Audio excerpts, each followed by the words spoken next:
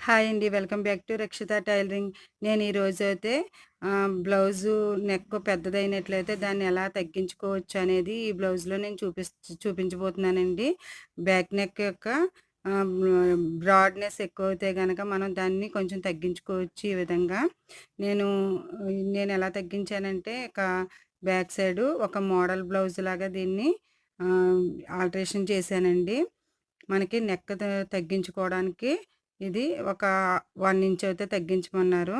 కాబట్టి నేను హాఫ్ ఇంచ్‌కి పెట్టుకుంటే 2 సైడ్స్ కలిపి మనకి కొంచెం తగ్గుతదండి. ఈ విధంగా బ్యాక్ సైడు కరెక్ట్‌గా ఫోల్డింగ్ వైపు చూసుకొని ఈ విధంగా తగ్గించుకోవచ్చు.